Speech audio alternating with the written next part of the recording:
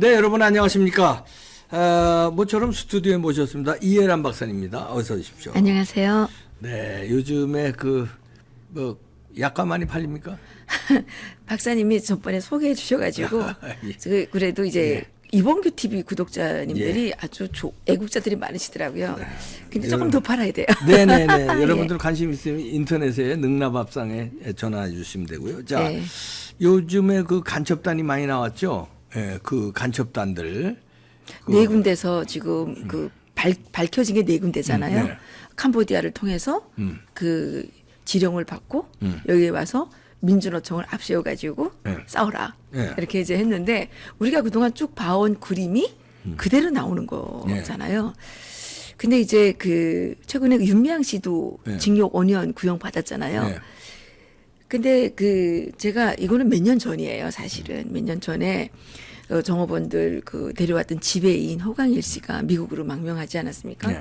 근데 그 친구가 그때 미국으로 망명하면서 망명하는데 지장을 받을까봐 그 당시 문재인 정권이었고 네. 그 지장을 받을까봐 이제 발표를 하지 말라 그래서 제가 발표를 못했던 네. 메시지들이 있어요. 예. 이게 이제 그 표창원 민주당의 표창원 의원과 김경엽 의원이 네. 소개를 해준 네. 민변에 또 소개를 받은 이 사람이 이 허광일 씨한테 문자 메시지를 보냈는데 기도 않습니다. 허광이라는 사람 모르는 사람을 위해서 어떤 분인지 소개해 주세요. 그 사람이 그때 왜 그 2016년에 4월 달에 종업원 13명이 집단 망명을 해오지 않았습니까? 예. 그때 집단 식당에 집단 망명, 매니저 뭐 미국에 이런 거. 저 중국에 네, 중국에. 그 매니저가 예. 허광일 씨였죠. 예, 그 허광일 허광일, 씨가 여기에 와서 이제 그 민주당과 그다음에 한겨레 신문 그리고 민변이 야합을 해가지고 종업원들을 그때 돌려보내려고 그 난리를 치지 않았습니까? 그래서 이 사람이 하나의 희생양이 된 거죠. 근데 처음에 접근할 때는 뭐라고 접근을 했냐면 너희들이 우리나라에 올 때 보상금을 많이 받아야 되는데 조금 받았다. 그러니까 지금 이태원에 접근하는 거랑 똑같은 거예요. 예. 세월호에 접근한 것도 이런 방법으로 접근했을 거 아니에요. 예. 얘네들 수법이에요. 거기에 한겨레는 끼는구나 또. 한겨레 여기 있어요, 기자가. 이제 기자가. 그것 때문에 상도 받았더라고. 아이고, 이 허광일 씨 취재를 해가지고. 예, 그 문자를 받은 거예요? 소개해 주세요. 그 문자를 받았는데 예. 이게 좀 엄청 많아요, 예, 사실. 그래도 포인트만 소개해 주세요. 예. 예, 포인트만 네. 소개를 한다 그러면 잠깐만요. 네. 더 좀 다른 걸 소개하려고 하다 보니까 좀 찾아야 되는데 그 편지도 북한에서 그 종업원들 편지도 받아오고 얘네들이 엄청 그 발악을 했더라고요. 그래서 한 가지만 소개를 해드린다면 이제 이 저기 뭐랑 막 싸우는 거예요. 이 봉 기자라는 사람이 이 허광일 씨를 이용을 많이 했나 봐요. 그래서 봉 기자는 어디 기자예요? 한겨레 기자예요. 한겨레. 한겨레 기자인데 이 허광일 씨가 그 자기를 이용해서 기자상을 탄 게 누구냐 이렇게 이제 막 화를 내는 거예요. 그러니까 그 기자상은 이 봉 기자가 네가 가져가라. 기자상은 허광일이 네가 가져가라. 인간적 배신감을 주고 헛소리를 하고 있네 이러면서 이게 왜 나왔냐면 그때 허광일 씨가 조선일보랑 인터뷰를 했어요. 윤미향 씨가 자기를 어떤 우스한 곳에 데리고 가가지고 북한으로 가라고 꼬드겼다. 이거 이제 그때 폭로를 그랬죠. 했잖아요. 예, 그때. 예. 그러니까 이제 이 봉 기자라는 애가 허광일이한테 문자 메시지를 이렇게 보낸 거예요. 그래서 이게 뭐 앞에 뭐 많아요. 근데 네가 나를 속인 거 아니냐? 네가 민변을 속여준 거 아니냐? 이러면서 막 하니까 네가 우리가 너 돈도 주지 않았냐 이러면서 이러는데 봉 기자는 허광일 이 사건을 해가지고 조작을 해가지고 상을 받았다는 거예요, 기자상을. 그런데 더 웃기는 거는 이 그 간첩 사건 요즘에 나오지 않았습니까? 네. 그 간첩 사건 나왔는데 이 얘네들과 그 연결된 이 무리들이 어떤 문자 메시지를 보냈냐면요. 나는 세기와 더불어 매일같이 듣고 있는데 조선에 훌륭한 분이 있었다는 게 자랑스럽습니다. 그러면서 교회에서 원수를 사랑하라는 말 많이 듣습니다만 실제 원수를 사랑하는 일에 실천하시고 몸소 보여주신 분 수령님이라는 걸 자기가 깨달았다는 거예요. 네. 그러면서 기왕 남조선에 오게 됐는데 조국을 위해서 수령님의 수건인 우리 민족의 수건인 조국 통일을 위해서 허덕무가 좋은 기회가 될 수 있다고 생각을 한다. 그러면서 그 조국을 믿으십시오. 그 북한을 조국이라는 건 북한이잖아요. 예, 수령님을 믿으라는 거죠. 수령을 믿으라는 예, 거죠. 그러면서 뭐라 그러냐면 미제는 이제 어쩔 수 없이 어쩔 수 없는 지경에 놓여 있기 때문에 종전선언은 기정사실이 된 거랑 똑같다. 응? 그래서 조만간 종전선언이 될 거다. 이게 언제냐면 2018년도예요. 아, 예. 한겨레 기자와 그 탈북자의 아니 이게 한겨레 기자가 소개해준 어떤 사람이 어떤 사람이 호강일이한테 이런 문자를 보낸 거예요. 호강일이한테 그 문자를 그저 단체 탈북시킨 그 매니저 호강일이한테 그러면서 용기를 내시고 민변을 믿고 과감하게 행동하시면 좋겠습니다. 법이 테두리 안에서 얼마든지 통일운동 하시는 분들과 함께 하시면 수령님이 사랑하시는 호동무가 될 것입니다.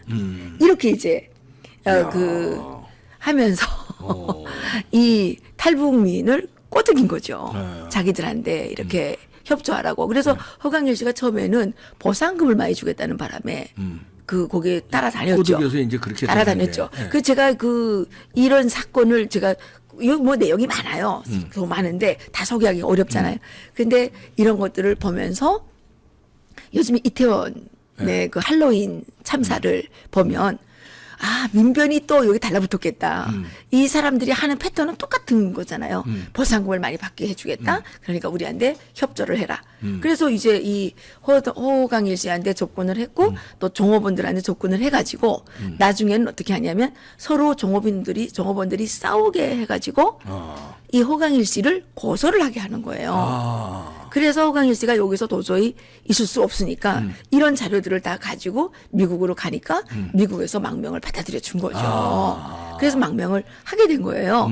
그래서 정말 우리나라에 간첩이 많다 이런 생각을 하고 있는데 제가 이런 얘기를 하게 되면 많은 사람들이 잠깐만 이해란이는 구구기 때문에 정말 내피셜로 너무 떠드는 거 아니냐. 내피셜이 아니라 지금 문자를 아니 이게 보고 제가 얘기하네. 이런 거 다 봤기 때문에 하는 얘기 아니겠습니까?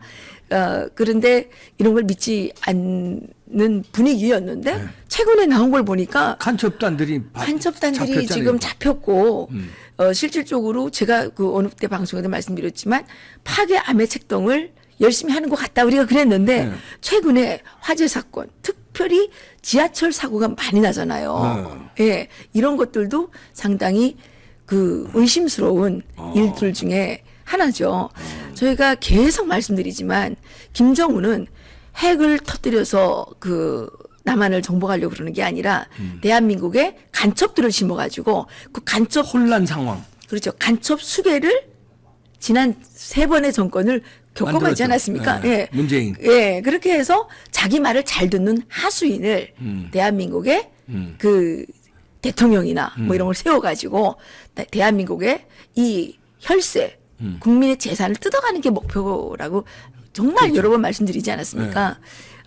그랬는데 지금 김정은의 꿈이 지금 물거품이 되지 않았습니까? 이재명을 세워서 그 짓을 하려고 했는데 그 지금 정권이 이제 윤석열 대통령으로 이제 이렇게 되지 않았습니까?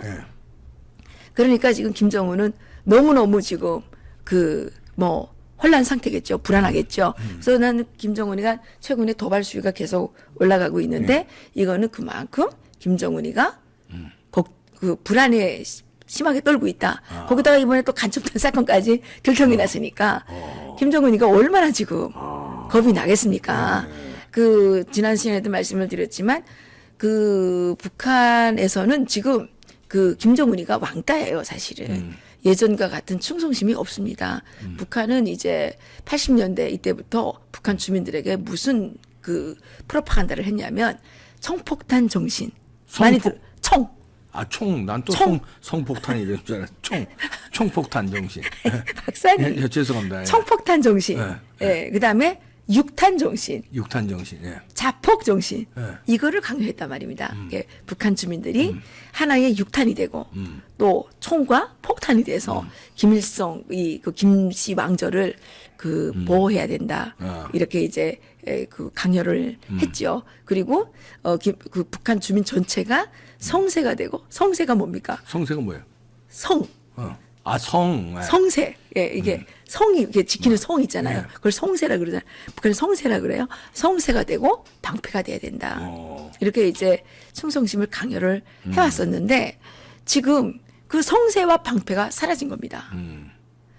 청폭탄, 그다음에 육탄, 자폭 정신을 그 실행할 사람이 없는 거예요. 왜 없느냐? 북한이 지금 장마당 세대가 지금은 군인입니다. 장마당 세대들이 지금 인민군 아닙니까? 그 90년대에 출생한 아이들이 지금 우리 아이도 이제 97년도에 출생했는데 얘 지금 27 되지 않았습니까? 이런 애들이 다 이제 북한의 그 초급 그 간부들이잖아요. 소대장, 중대장, 대대장 뭐 이렇게 다 갈 거 아닙니까? 그런데 이 친구들이 장마당 세대는 총폭탄 이러고 얘기하면 얘 또라이 아니야? 약간 막 간 거 아니야? 그렇지. 이렇게 이제 얘기를 한다는 거예요. 그러니까 총폭탄 정신이 요즘에 북한 언론에 안 나와요. 안 나오죠. 예, 안 나오죠. 그 말해봐야 쪼다라는 얘기를 듣기 때문에